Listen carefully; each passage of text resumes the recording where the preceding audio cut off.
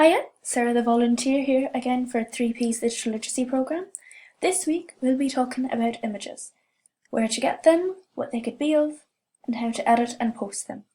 In this part 1, we will be talking about obtaining or finding images. So, first off, the obvious source of images, taking them yourself. A few things to consider are making sure that the background is not too bright, as that will make whatever is in the foreground too dark, almost like a silhouette. Also, your overall light level should be relatively high, as low light levels means that details won't be able to be seen. Remember, the best edit is something that happens before a photo is even taken. So you might be thinking, how am I going to take pictures? I don't even have a professional camera. The truth is, you might need one. It depends on what you want to photograph. Generally, your images will fall under the salt metaphor of last time. They augment what your words are saying, but they're not going to be the main source of information, like it would be, say, for a photography site. So what sort of images would you be taking anyway? Well, you'd be taking things such as background information, so illustrations, like for your logo, pictures of saints or a building or something like that. You'd also have some images that are featured in a sense. They're communicating information. So this would be things like photos of your staff or your priests.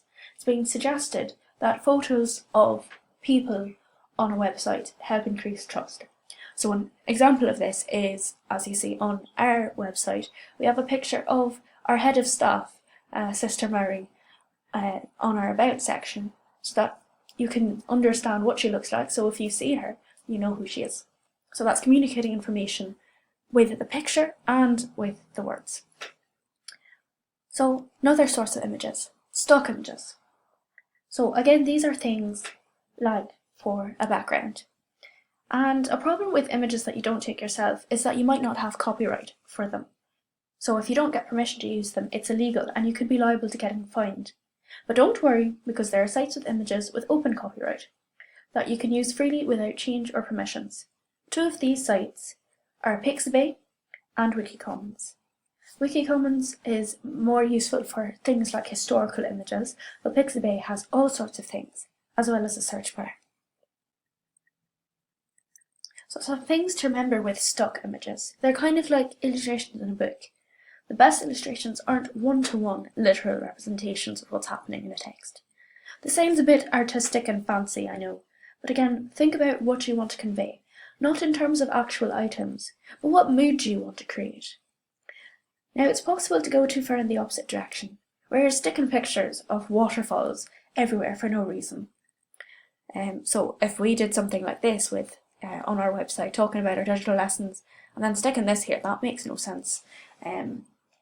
You'd want to make sure that it has some relation to your text. It's not maybe a straight one-to-one representation of people at computers, but you want it to be connected in some sense. Don't, again, back to the salty images, you don't want just to be peppering images everywhere when they have no purpose. But again, being flexible with things like search terms can lead to some more interesting images text pairs. An example of this is what we used in the background of most of our pages in our website. When we were searching for backgrounds, we did things, we didn't have something really specific in mind, but we knew we wanted something related to technology, but also something that suggested the positives and adventure of technology, not the stress or not just using it, but the possibilities inherent in technology.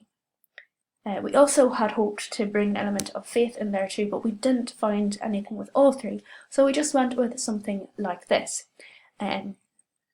which suggests the first two things, and that's okay. Sometimes you won't find the absolutely perfect image for you, but you'll find something that meets most of your criteria. Yeah. So again, it's kind of a cool image and we're glad that we found it. So, once you find this image, by the way, on one of these sites, click on it, save it, download, all that. And so that's basically it for this section.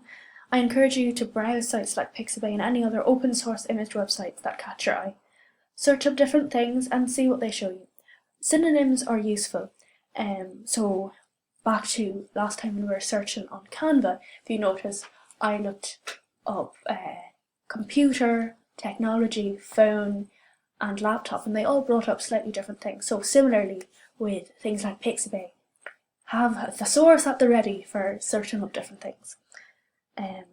So explore and think what sort of images would enliven your website if you feel there's a need for them there. And now click on the next video for part 2, where we discuss more the technical side of images, how to edit them. Okay, see you there.